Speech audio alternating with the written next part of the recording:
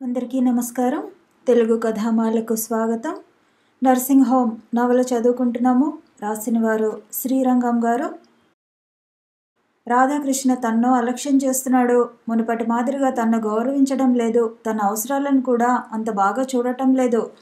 2-3 సార్లు డబ్బు అడిగితే ఏ ఒక్కసారో ఇస్తున్నాడు. వారం రోజుల క్రిందట తన ఆఖరు కూతురు పుట్టిన దినం అంటూ పిలిస్తే ఏదైనా బహుమానం ఇవ్వవలసి వస్తుందని అసలు రాలేదు. రాను రాను తన్ను దూరమే చేసేట్టున్నాడు. అందుకే ఈ పక్షి చేతిలోంచి ఎగిరిపోయే లోపల తను ఇంకో పక్షిని పట్టుకోవాలి. అలాంటి పక్షి ఎవరా అని ఆలోచిస్తున్నాడు ఎక్స్ కౌన్సిలర్. అతనికి దగ్గరగా అందుబాటులో డాక్టర్ రమేష్ ఒక్కడే కనిపిస్తున్నాడు. డాక్టర్ రమేష్ ప్రాక్టీస్ రోజురోజుకు మెరుగవుతోంది. అతని దగ్గర ఎప్పుడూ ఒక 10 మంది దాకా లైన్లో ఉంటున్నారు. తను వీడిని మచ్చిక చేసుకుని కొంత లాగేస్తూ రాధాకృష్ణకు వీడి ఉపయోగం చూపించి వాడి నుంచి కూడా డబ్బు కొట్టేయాలి అనుకొని సిగరెట్ గురించి జేబు తడుముకొని చీచి ఈ రాధాకృష్ణ తన సరదాలను అసలు మెయింటైన్ చేయటమే లేదు అనుకొని బయటికి వచ్చాడు. 5 నిమిషాలు నడిచి రమేష్ డిస్పెన్సరీకి వచ్చాడు. అప్పటికే జనం లైన్లో ఉన్నారు. తను ఎరిగిన 2-3 తన్ను పలకరించారు. లైన్లో నిలబడి ఉన్న వాళ్ళను తోసుకుంటూ లోనికి వెళ్ళి నమస్కారం డాక్టర్ అన్నాడు ఎక్స్ కౌన్సిలర్. పేషెంట్ని పరీక్ష చేస్తున్న రమేష్ తల ఎత్తి చూసి నమస్కారం అని కూర్చోండి అని పేషెంట్ని తిరిగి పరీక్ష చేయసాగాడు. ఏంటండి డాక్టర్ గారు, మీతో ఎన్నాళ్ళ నుంచో వచ్చి అన్ని సంగతులు మాట్లాడదాం అనుకుంటే ఏ రోజు తీరికే చిక్కడం లేదు. డాక్టర్ గారు ప్రాక్టీస్ పెట్టి ఇన్నాళ్ళు అయింది ఇక్కడ. మనం అతన్ని కలవకపోవటం ఏంటి అని ఈరోజు గట్టిగా మనసును పట్టించుకుని వచ్చానండి అన్నాడు. నేను పేషెంట్ని పరీక్ష చేస్తున్నాను, కాస్తసేపు మాట్లాడకండి అని తిరిగి తన కేసు చూసుకోసాగాడు కొంచెం విసుగుతో రమేష్. వీడు గట్టిపిండమేనే, నాకు లొంగేటట్టు లేడే అనుకొని టేబుల్ మీద ఉన్న ఎక్సర్సైజ్ పుస్తకం తీశాడు. అది రమేష్ పేషెంట్ల రిజిస్టర్. అందులో పేషెంట్ పేరు, వయసు, వాళ్ళు ఇచ్చిన డబ్బు ఉంటుంది. ఎక్స్ కౌన్సిలర్ అలా పుస్తకం తిప్పబోయాడో లేదో రమేష్ వచ్చి అతని చేతిలోంచి పుస్తకం లాక్కున్నంత పనిచేసి మీరు నిలకడగా కూర్చోలేరా అంటూ మొహమాటం లేకుండా అడిగాడు. సారీ డాక్టర్ అన్నాడు ఎక్స్ కౌన్సిలర్. ఇంకో 5 నిమిషాలు పరీక్షించి పేషెంట్కు మందిచ్చి పంపించి చెప్పండి అన్నట్టు నిలబడ్డాడు రమేష్. ఏంటండి అంతసేపు పరీక్షించారు, క్యాన్సరా అన్నాడు కౌన్సిలర్. కాదు, జలుబు అని. చూడండి, మీ పేరేంటో నాకు తెలీదు, మీరు ఎవరో నాకు తెలియదు, కానీ నా దగ్గరికి వచ్చేవాళ్ళు ఎలా ఉండాలో నాకు తెలుసు. మొదటిది, అలా నేను పేషెంట్ను పరీక్ష చేస్తుంటే లోనికి రావటం నేను సహించను. రెండోది, నేను పనిలో ఉన్నప్పుడు నన్ను డిస్టర్బ్ చేసే పనికిమాలిన మాటల్ని మరీ సహించను. మూడోది, నా వస్తువుల్ని ఏది నా అనుమతి లేకుండా తాకినా నేను ఓర్చుకోలేను. మీరు అంత పెద్దవారు, తల వెంట్రుకలు కూడా తెల్లబడిపోయాయి, ఇలానా ప్రవర్తిస్తారు అంటూ ఆవేశంగా అన్నాడు. సారీ డాక్టర్ అని. ఏంటో డాక్టర్, ఈ కాలం కుర్రాళ్లకు ముక్కు మీదే ఉంటుంది కోపం. పాతకాలం లాంటి వాళ్ళు ఏం చేసినా ప్రతిదాన్ని తప్పుపడతారు. పోన్లేండి, ఇది మీ రాజ్యం, మీరు ఎలా పాలించినా మేం పడి ఉండాల్సిందే, తప్పుతుందా అని. డాక్టర్ ప్రాక్టీస్ బాగానే ఉన్నట్లుందే అన్నాడు. బాగానే ఉంది అన్నాడు రమేష్. డిస్పెన్సరీ అంతా ఓసారి చూసి డాక్టర్ ఈ గోడలేంటి చెప్పు, శుభ్రంగా సున్నం వేయించి తలతలమనేటట్లు చేసుకోవాలి కానీ అలా సున్నం లేకుండా. నోనో, అదే రాధాకృష్ణ డిస్పెన్సరీ చూడండి, విమ్ వేసి తోమిన స్టీల్ పాత్రలా తలతలలాడుతూ ఉంటుంది. ఆ తలుపుకి రంగు ఊడిపోతున్నా పట్టించుకోవడం లేదేంటి డాక్టర్? ఆ టేబుల్ క్లాత్ డాక్టర్, అందులో క్లాత్ అంటూ ఏమైనా ఉందా? చింకులు తప్ప. ఆ మిక్సర్ బాటిల్స్, వాటి మీద దుమ్మే. ఆ గోడమూల చూడండి, సాలెగూళ్ళు. ఇది ఎవరు పట్టించుకోకుండా విడిచేసిన అనాథ గదిలా ఉంది కానీ డాక్టర్ ఉన్న డిస్పెన్సరీ లాగుందా? డాక్టర్, నేను అంటున్నానని ఏమనుకోకండి, ఈ కాలంలో షో కావాలండి. ఎంత షో ఉంటే అంత గొప్ప డాక్టరు. అది లేకపోతే తక్కువ డాక్టర్. మీకెందుకు ఈ క్లినిక్ను? త్రోవలో తెచ్చే పూచి నాది. రేపు సున్నం వాళ్ళను, రంగు వాళ్ళను తెచ్చి మొదట సున్నం రంగులు వేయించేస్తాను. తర్వాత మీరు ఒక కుర్రాన్ని పెట్టుకోవాలండి చేతి క్రిందకు. మీరే తెరుచుకొని, మీరే మిక్సర్ పోసి, మీరే అన్నీ చేస్తే అందులో గౌరవం ఏముంటుందండి? చేతి కిందకంటూ ఒక కుర్రాడు ఉండాలి. వాడు వచ్చిన వాళ్లకు నెంబర్లు ఇచ్చి కూర్చోబెట్టాలి. ఒక నెంబర్ తర్వాత మరొకరిని లోనికి పంపించాలి. ఆ తర్వాత మీరు చెప్పిన మందులు కట్టి ఇవ్వాలి. అంతేగాని మీరే పేషెంట్ని లోపలికి పిలిచి కూర్చోబెట్టి, అది కాదు డాక్టర్ ప్రాక్టీస్ అంటే. ఇంకో సంగతి, అడగందే అమ్మైనా అన్నం పెట్టదు. వేలు వంకర పెడితేనే గాని వెన్న రాదు. అలానే మీ డాక్టర్లు కూడా.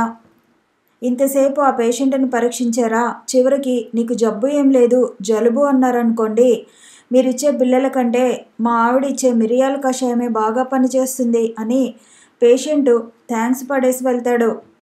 అదే ఆ జలుబునే మీ పరిభాషలో కారేజా అని చెప్పండి. అమ్మ బాబోయ్, కలరా అన్నట్టు వినబడి మీ పాదాల మీద పడతాడు.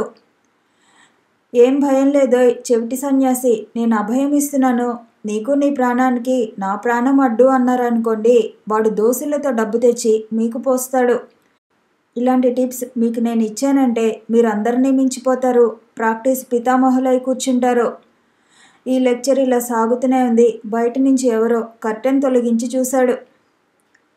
అప్పటిదాకా ఏం మాట్లాడని రమేష్ ఎక్స్ కౌన్సిలర్ దగ్గరకు వచ్చి అతని జబ్బ పట్టుకుని లేవనెత్తి, డాక్టర్ ఇదేంటి అంటున్నా వినకుండా బయటదాకా తీసుకొచ్చి, గెట్అవుట్, ఈసారి జబ్బతో పోనిచ్చాను.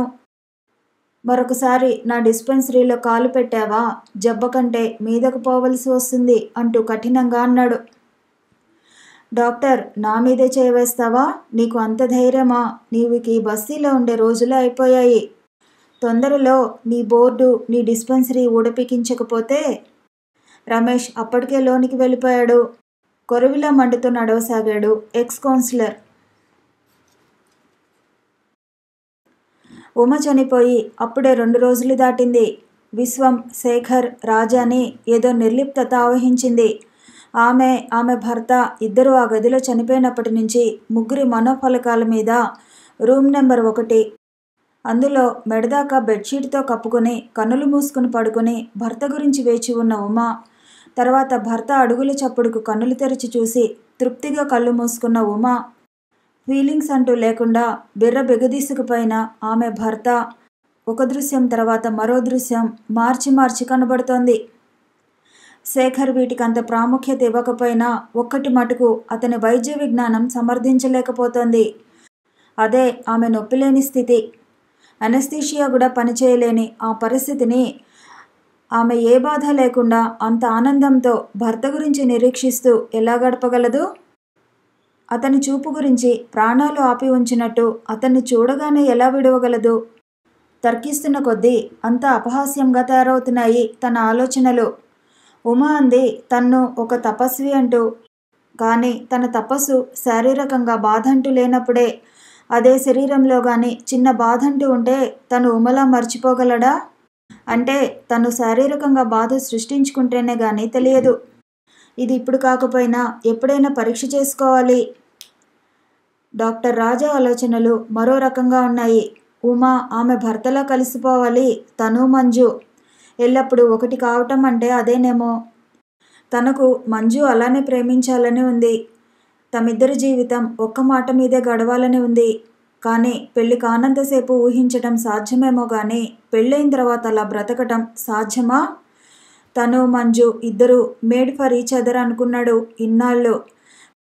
కానీ ఈరోజే తనకు తెలిసింది తనకంటే ఇంకా బాగా మేడ్ ఫర్ ఈచ్ అదర్ జంటలు చాలా ఉన్నాయని. తన ఈ భావాలనే విశదీకరిస్తూ మంజుకు ఉత్తరం రాశాడు. ఆమె తిరిగి ఏం జవాబు రాస్తుందో.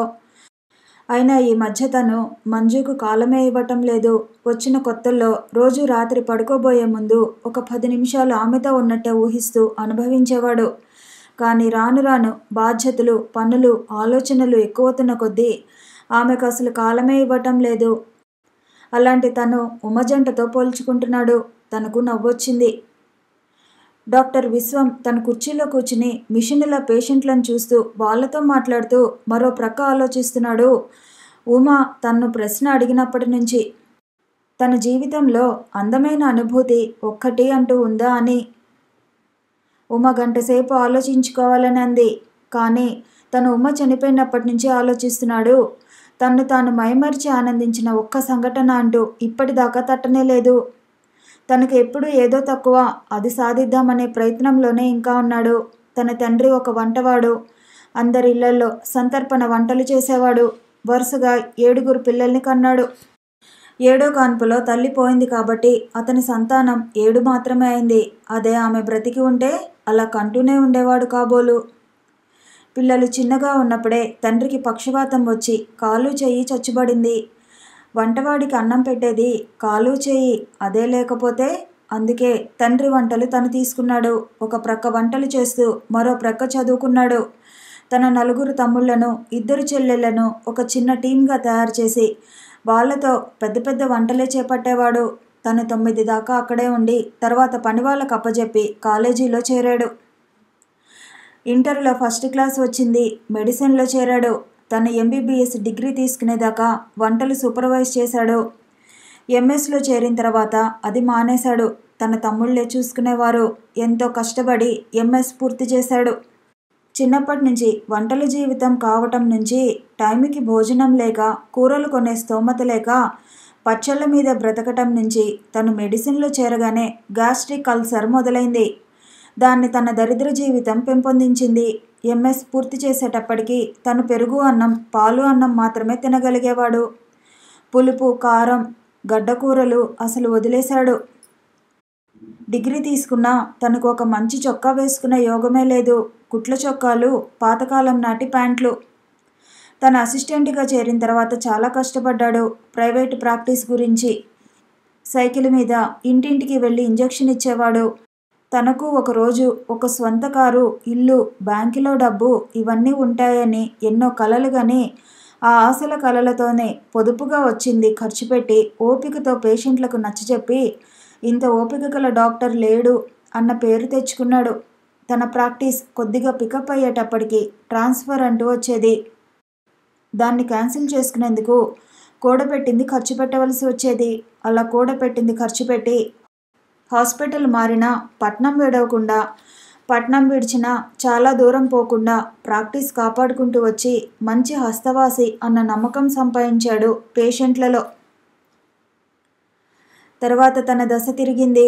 తన తమ్ముళ్ళ చేత వంట పని మాన్పించి ఒక్కొక్కడికి 5 ఎకరాల పొలం కొనిచ్చాడు. చెల్లెళ్లకు వీలైనంత వరకు మంచి సంబంధాలు తెచ్చి పెళ్లి చేశాడు. ఇప్పుడు వాళ్ళంతా సుఖంగా ఉన్నారు. తనే సంవత్సరానికి ఒకసారి వాళ్ళందరినీ చూసి బట్టలు పెట్టి వస్తుంటాడు. వాళ్ళ మటుకు తన దగ్గరికి అసలు రారు. ఏ 3 ఏళ్లకు ఒకసారి వచ్చినా ఒక అరగంట కంటే ఎక్కువ ఉండరు. వాళ్ళకొక ఇన్ఫీరియారిటీ కాంప్లెక్స్. అది కాకుండా తన భార్య వాళ్ళని ఎక్కడ అవమానపరుస్తుందో అన్న భయం. ఇన్నేళ్ల తన జీవితంలో రేపటి గురించే పని చేస్తున్నాడు. అది అవుదామనేటప్పటికీ జీవితం తన స్వాధీనంలోంచి వెళ్ళిపోయింది. అందుకే ఒక మరలా తయారయ్యాడు. తను ఇది విడిస్తే దేనికి పనికిరాడు. ఒక కంపెనీని ఎంజాయ్ చేయలేడు. పిల్లలతో సరదాగా మాట్లాడలేడు. సినిమా చూసి ఆనందించలేడు. తను చేయగలిగిందల్లా పొద్దస్తమానం ఓపిగ్గా కేసుల్ని చూడటం, ఆపరేషన్లు చేయటం. తను కంపెనీ ఇవ్వగలడు, జోక్ చేయగలడు. అది ఎదుటి వాళ్ళు ఆనందపడాలని. అదే తన లక్ష్యం. తను నవ్వగలడు. ఎదుటివాళ్ళు తన నవ్వగలడని నిరూపించేందుకు. అది పెదాల మీద పుడుతుంది, అక్కడే అంతమవుతుంది. అంతేగాని తను ఇప్పటిదాకా మనసు నుంచి నవ్వే ఎరగడు. ఈరోజు తను వెనక్కి తిరిగి చూస్తే జీవితం ఖాళీగా అనిపిస్తుంది. తన బాల్యం ఇన్నాళ్ళకి ఒక్క క్షణంలో మారిపోయినట్టుంది. రేపే గాని తన సర్జరీ చేసే ఈ చేతికి ఏమైనా అయిందంటే అప్పుడు తన కాలమే అసలు గడవదు. ఆ రోజు తనకు తెలుస్తుంది తన జీవితంలో పోగొట్టుకున్నదేంటో. తన ఆలోచనలతో కొట్టుకుపోతున్న విశ్వాన్ని. సార్ అంటూ నర్సు పరిగెత్తుకుంటూ వచ్చి, మీరు వారం రోజుల క్రితం జీజే చేసిన కేసు కుట్లు వీడిపోయి పేగులన్నీ బయటికి వచ్చేశాయి సార్ అంటూ రొప్పుతూ చెప్పింది. విశ్వం బలంగా వెనక నుంచి తోసినట్లు లేచి పరిగెత్తాడు నర్సింగ్ హోంలోకి. అప్పటికే చిన్న ప్రేగుల్ని చేత్తో పట్టుకుని కుర్చీలో కూర్చున్నాడు ఆ పేషెంట్. అతని ముఖమంతా చెమటతో తడిసిపోయింది. ఆ నర్సింగ్ హోంలోని వాళ్ళంతా భయంకరంగా కళ్ళు పెద్దవి చేసుకుని చేతుల నిండా పేగుల్ని ఉంచుకున్న అతన్ని చూస్తూ చలనం లేని బొమ్మల్లా ఉన్నారు.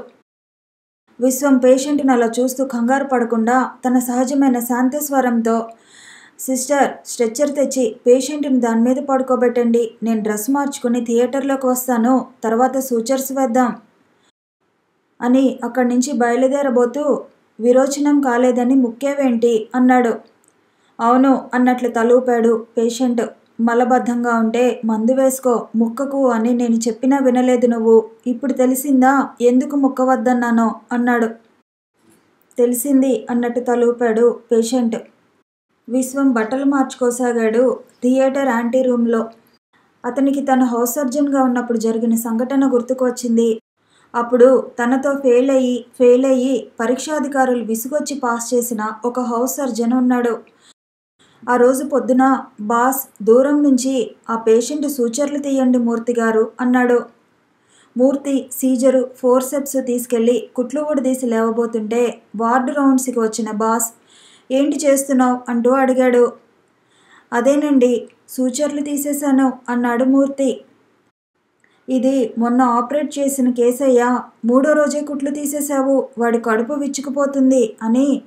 అయినా నువ్వు మొద్దులాగున్నావు, కుట్లు తీయి అంటే గుడ్డెద్దు చేలో పడ్డట్టు ఎదురుకుండా ఎవరు కనపడితే వాళ్ళకి తీసేయటమేనా? ప్రక్క పేషెంట్కు తీయి అంటే ఆ పేషెంట్ బాత్రూమ్కి వెళ్ళాడని నీకు కనబడ్డవాడికి తీసేస్తావా అంటూ తిట్టి వెంటనే బ్యాండేజ్ తెప్పించి కడుపు చుట్టూ గట్టిగా కట్టి కదలకుండా 4 రోజులు పడుకోమన్నాడు బాస్ ఆ పేషెంట్ని. తర్వాత మూర్తికి ఏమైనా చెప్పాలంటే అందరూ భయపడేవాళ్ళు. బట్టలు మార్చుకోగానే థియేటర్లోకి వెళ్ళిపోయాడు విశ్వం. డాక్టర్ రాజా తన ఎదురుకుండా ఉన్న కుర్రాన్ని చూశాడు. పై పెదవి మీద చర్మం నల్లగా అసహ్యంగా ఉంది. గడ్డం కూడా అసహ్యంగా ఉంది. ఆ కుర్రాడు ఆడపిల్లలా సిగ్గుపడుతూ తల వంచుకొని కూర్చున్నాడు. ఆ కుర్రాడి ప్రక్కన వాళ్ళమ్మ చాలా దిగులుగా నిల్చునుంది. నీ పేరేంటి అన్నాడు డాక్టర్ రాజా. రవి అంటూ తల వంచుకొని సిగ్గుపడుతున్నట్టు జవాబు చెప్పాడు. ఏంటి నీ బాధ అంటూ అడిగాడు. అమ్మనే అడగండి అన్నాడు రవి. మీ అమ్మ చెప్పింది నీకు ఆడపిల్లగానే భావం ఉందని నిజమేనా? తలూపాడు. నీకెందుకు అలాంటి భావన కలిగిందో చెప్పగలవా? ఏంటో నాకు చిన్నప్పటి నుంచి వంట అన్నా ముగ్గులన్నా ఇష్టం. ఇంట్లో పనులన్నీ చేయాలంటే చాలా సరదాగా ఉండేది. చెమ్మచెక్క ఆట, దాగుడు మూతలు ఇవంటే నాకు బాగా అనిపించేవి. నాకు ఆడపిల్లలతో మాట్లాడుతుంటేనే నా వాళ్ళతో మాట్లాడుతున్నట్టుండేది. నాకు ఇవి ఆడపిల్లల లక్షణాలు అంటూ ఆ మగవాడు ఆడపిల్లగా మారిన ఇంటర్వ్యూ చదివేదాకా తెలియదు. తర్వాత నేనే ఆ మ్యాగజైన్ల వారికి ఉత్తరం రాసి ఆ పిల్ల అడ్రస్ సంపాదించాను. ఆమెకు ఉత్తరం రాశాను. నాకు జవాబు వచ్చింది. ఆమెకు తనలాగే అనిపిస్తుండేదని, తను ఆపరేషన్ చేసుకుని సెక్స్ మార్చుకుందని. తర్వాత నేను ఆమెను కలిసి ఎడ్యుకేషనల్ టూర్ అంటూ బయటికి వెళ్ళినప్పుడు అంటూ తల్లి చెప్పిందంతా వినిపించాడు. డాక్టర్ రాజా ఏంటి ముఖం అలా నల్లగా తయారైందని అడిగాడు. హెయిర్ రిమూవర్ వాడుతున్నాను సార్ అన్నాడు రవి. వాళ్ళ తల్లిని బయటికి పంపించి పూర్తిగా పరీక్ష చేసి రవితో, చూడు రవి, నీవు సంపూర్ణంగా మొగాడివి. ఇందులో అనుమానం అంటూ అసలు ఏమీ లేదు. నిన్ను ఏ ఆపరేషన్ ఎవరు చేసినా ఆడదానివి మాత్రం కాలేవు.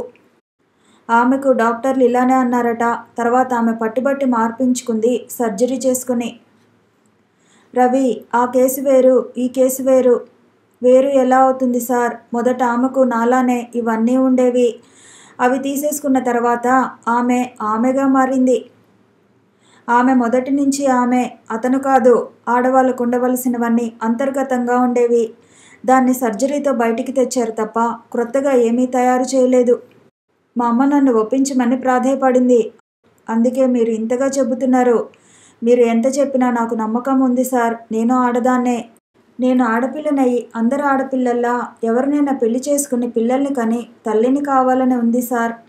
పోనీ నీకు అలాంటి కోరికే ఉందనుకో, ఆపరేషన్ చేసి నిన్ను ఆడపిల్లని చేసినా ఇప్పటిదాకా మొగగా పెరిగిన నిన్ను పెళ్లి చేసుకునేందుకు ముందుకు ఎవరు వస్తారు? ఎందుకు రారు సార్? తప్పకుండా వస్తారు. అయినా అది తర్వాత సంగతి. ముందు నన్ను ఆడపిల్లగా చేసేయండి. రవి, నువ్వు చేసేయండి అంటే చేసేయడానికి ఇదేం బొమ్మ అనుకున్నావా? ఇది రక్త మాంసంతో ఉన్న శరీరం. దీనికి కొన్ని హద్దులు అంటూ ఉంటాయి. ఎంత పెద్ద డాక్టర్ అయినా ఆ హద్దుల్ని దాటలేరు. నేను హద్దుల్ని దాటమనడం లేదు సార్. మీ డ్యూటీ మిమ్మల్ని చేయమంటున్నాను. అంతేగాని పక్షపాతంతో మా అమ్మని మన్నించవద్దంటున్నాను. పోనీ నా మాట మీద నమ్మకం లేకపోతే డాక్టర్ విశ్వం గారిని అడుగు. ఆయన్నే అడుగుతాను అని అంటుండగానే శేఖర్ నర్సింగ్ హోంలోకి వెళుతూ కనిపించాడు. డాక్టర్ శేఖర్ అంటూ పిలిచి అతను లోనికి రాగానే, వీరు డాక్టర్ శేఖర్, సర్జన్. వీరికి సర్జరీలో తెలియని విషయం అంటూ లేదు, అడుగు అంటూ కేసు గురించి సంక్షిప్తంగా చెప్పి, మీరు పరీక్షించండి డాక్టర్ అన్నాడు రాజా. శేఖర్ 5 నిమిషాలు పరీక్షించి, నీకు ఆపరేషన్ అసంభవమోయి రవి అన్నాడు. సర్జన్ కూడా అసంభవం అన్నారంటే చిన్నప్పుడు మా అమ్మా నాన్న నా మీద అంత అద్భుతంగా ఆపరేషన్ చేయించి నాకు మగపిల్లాడి రూపం వచ్చేటట్టు చేశారన్నమాట. మా అమ్మతో ఎన్నోసార్లు అమ్మా నాకు చిన్నతనంలో ఆపరేషన్ ఏమైనా చేయించారా అంటే అసలు ఒప్పుకోదే అని శేఖర్తో, డాక్టర్ మీరు మళ్ళా పరీక్షించి చూడండి, నేను చిన్నగా ఉన్నప్పుడు ఆపరేషన్ చేసిన గుర్తు ఏమైనా కనిపిస్తాయేమో అన్నాడు. తిరిగి శేఖర్ పరీక్షించి, అవేం లేవోయి, అన్నీ నీ అనుమానాలు తప్పితే. మీరు కూడా డాక్టర్ రాజాలాగే మాట్లాడుతున్నారు అంటే మా అమ్మ మిమ్మల్ని కూడా కలిసిందన్నమాట. డాక్టర్ ఇది నా జీవిత సమస్య, మీరు మా అమ్మ కన్నీళ్లకు లొంగిపోయి నాకు అన్యాయం చేయకండి సార్ అన్నాడు. రాజా రవికి నచ్చజెప్పబోతుంటే శేఖర్ వద్దు అన్నట్టు కళ్ళతోనే వారించి, చూడు రవి, నువ్వు 15 రోజుల తర్వాత ఒకసారి కనిపించు, అప్పటికి నేను లేటెస్ట్ జనరల్స్ తిరగేసి క్రొత్తగా ఆపరేషన్లు వచ్చాయేమో చూస్తాను అన్నాడు శేఖర్. రవి సంతోషంతో కుర్చీలోంచి లేస్తూ, థ్యాంక్స్ డాక్టర్, మీరొక్కరైనా నా మీద ఇంత ఇంట్రెస్ట్ చూపేందుకు సిద్ధమయ్యారు. థ్యాంక్స్ అగైన్, నేను 15 రోజుల తర్వాత మిమ్మల్ని వచ్చి కలుస్తాను అంటూ లేచి నమస్కారం చేసి వెళ్ళిపోయాడు. రవి వెళ్ళిపోగానే శేఖర్ని రాజా ప్రశ్నార్థకంగా చూశాడు. సారీ డాక్టర్ రాజా, నేను అలా చెప్పవలసి వచ్చింది, లేకపోతే అతను మన దగ్గరికి అసలు రాడు. ఇదో సైకోసిస్ డాక్టర్, దీన్ని ట్రాన్స్పర్సిజం, ట్రాన్స్సెక్సువాలిటీ అంటారు. ఈ కుర్రాడు మనసులో ఇతని చిన్నతనంలో ఏదో అభూతమైన ఆపరేషన్ చేసి ఇతని సెక్స్ మార్చేశారనే నమ్మకం ఉంది. ఇది తన సెక్స్ కాదనే బలమైన ఫీలింగు. మనం ఏం చేసినా లాభం లేదు. ఇలాంటి వాళ్ళు వాళ్ళ సెక్స్ ఆర్గాన్స్ని హేట్ చేస్తారు, దాన్ని తీసేయమని తిరిగి తిరిగి కోరుతుంటారు. ఒకవేళ మనం వీళ్ళ బాధపడలేక పురుషాంగాల్ని తీసేసి ఈస్ట్రోజన్ ఇచ్చి బ్రెస్ట్ పెంచినా ఇంకా వాళ్ళకు తృప్తే ఉండదు. అసలు ఇలాంటి పని చేయటం చట్టరీత్యా నేరం, మహాఘోరము కూడా. దానికి సిద్ధపడి ఆపరేషన్ చేసి ప్లాస్టిక్ సర్జరీతో ఆడవాళ్ళ ఇంద్రియాల్ని కల్పించినా ఇంకా సర్జరీ చేయండి అంటూ ప్రాణం తోడేస్తారు. వాళ్ళకు ఎంత సర్జరీ చేసినా ఇంకా తక్కువే. డాక్టర్ సరిగా చేయలేకపోయారు అనుకుంటారే తప్ప మరో విధంగా తలపోయారు. వీళ్ళు జీవితాంతం ఇలా అసంతృప్తితో గడిపి చివరికి ఆత్మహత్య లాంటిదేదో తలపెట్టి జీవితం అంతం చేసుకుంటారు. డాక్టర్ రాజా, మరి రవి జీవితం అలానే తయారవుతుందా అంటూ అడిగాడు. చెప్పలేం, కానీ ఈ కుర్రాడు మాత్రం అప్పుడప్పుడు సివియర్ డిప్రెషన్కి లోనవుతుంటాడు. అలాంటప్పుడు ఏ అఘాయిత్యం చేయకుండా కాపాడుకోవాల్సిన బాధ్యత తల్లిదండ్రుల మీద ఉంటుంది. అయితే ఏం చేయమంటారు? ఏం లేదు, కొంతకాలం ఇలానే కుర్రాన్ని మభ్యపెట్టడమే. తర్వాత అతనికే విసుకొచ్చి డాక్టర్ని మార్చుకుంటాడు. పోనీ సైక్రియాటిస్ట్ దగ్గరికి పంపిస్తే? ఎవరి దగ్గరికి పంపించినా పరిణామం ఇదే. ఇంతలో అటెండర్ వచ్చి, సార్, రూమ్ నెంబర్ 1లోని ఆమె తిరిగి నొప్పి అంటూ వచ్చేసింది. ఆమె నొప్పితో మెలికలు తిరిగిపోతుంది. డాక్టర్ విశ్వం గారు బరస్ట్ అబ్డామిన్కి సూచనలు వేస్తున్నారు. మీరు వస్తే మీకు చూపించమన్నారు అన్నాడు. శేఖర్ లేస్తుంటే, నేను కూడా వస్తాను డాక్టర్ అంటూ అతని వెంబడి నడిచాడు రాజా. Room number 1 patient Sumitra Sannapati వాళ్ళు కనిపించే బట్టల్లో స్ట్రెచర్ మీద అటు ఇటు పొర్లుతోంది. ఆమె భర్త శివరామయ్య 50 ఏళ్లవాడు. సుమిత్ర అంటూ అమిత కంగారు ప్రదర్శిస్తున్నాడు. శేఖర్ వచ్చి అంతా పరీక్షించాడు. ఆమె నొప్పి అపెండిక్స్ స్థలంలో వస్తోంది. అతని చేతివేళ్లు ఆ స్థలాన్ని శల్య పరీక్ష చేశాయి. అతను అతి నెమ్మదిగా తన పరీక్ష పూర్తి చేసి సిస్టర్తో, ఈమెను గదికి షిఫ్ట్ చేయండి అని శివరామయ్యతో, మీరు కంగారు పడకండి, 5 నిమిషాల్లో తగ్గిపోతుంది అన్నాడు. సిస్టర్ స్ట్రెచర్ని గదిలోకి తీసుకుపోతోంది. శివరామయ్య శేఖర్ చేతులు పట్టుకొని, డాక్టర్ గారు, నా భార్యకి నొప్పి 5 ఏళ్ల నుంచి వస్తుందండి, నేను వేగలేకపోతున్నాను. ఈ వయసులో 2వ పెళ్లి చేసుకున్నందుకు దేవుడు నాకు చాలా బాగా బుద్ధి చెప్పాడండి. ఈమె ప్రతి 3 నెలలకు నెలన్నర నొప్పితో బాధపడుతుంటుందండి అన్నాడు. శేఖర్ శివరామయ్యతో, ఈమెకు అన్నదమ్ములు ఎవరైనా ఉన్నారా అంటూ అడిగాడు. ఎవరూ లేరండి అన్నాడు శివరామయ్య. ఎవరైనా దూరపు బంధువులో అన్నాడు. ఉన్నాడులేండి, అత్త కొడుకు, వాడు ఇక్కడే 20 మైళ్ళ దూరంలో ఎక్కడో పని చేస్తున్నాడు.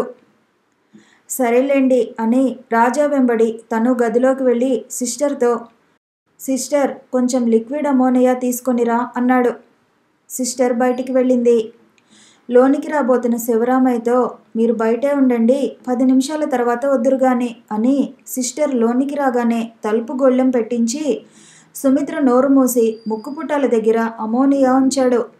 2 నిమిషాలు కాళ్ళు కొట్టుకొని తర్వాత బలంగా శేఖర్ చేతులు తన ముక్కు దగ్గర నుంచి తోసేందుకు ప్రయత్నించింది సుమిత్ర. ఆమెని తన చేయి తీయనీయకుండా బలంగా అదిమి ఒక 1/2 నిమిషం తర్వాత తీసేశాడు. ముక్కు నుంచి కళ్ళ నుంచి నీరు కారుతున్న సుమిత్ర నోరు మెదపకుండా స్పృహలేని దానిలా పడి ఉంది. శేఖర్ బయటికి వచ్చి శివరామయ్యతో, మీరు లోనికి వెళ్ళండి అన్నాడు. రాజా శేఖర్తో నడుస్తూ, ఏం కేసు డాక్టర్ అన్నాడు.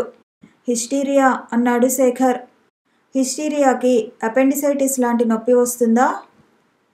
అసలు రాకూడదు, కానీ ఈ కేసులో వస్తుంది. ఎందుకేంటి అంటూ అడిగాడు రాజా. అదే మనం తెలుసుకోవాలి. నా అనుమానం నిజమైతే ఈమె అత్త కొడుకుని ప్రేమించింది, కానీ ఈ ముసలివాణ్ణి పెళ్లాడింది. అత్త కొడుకుకి దగ్గరగా, ఈ ముసలాడికి దూరంగా ఉండటమే ఈ హిస్టీరియా ఉద్దేశం అనుకుంటా. మనం 2 రోజులు చాలా జాగ్రత్తగా ఎవరిని నమ్మకుండా నిఘా వేసి ఉంచితే తెలుస్తుంది. తర్వాత ఎవరి ఓపిక వాళ్ళు వెళ్ళిపోయారు. కథ కొనసాగుతుంది. మళ్ళీ కలుసుకుందాము. ఈ వీడియో నచ్చితే లైక్ చేయండి, షేర్ చేయండి, కామెంట్ చేయండి, ఛానల్ని సబ్స్క్రైబ్ చేయండి.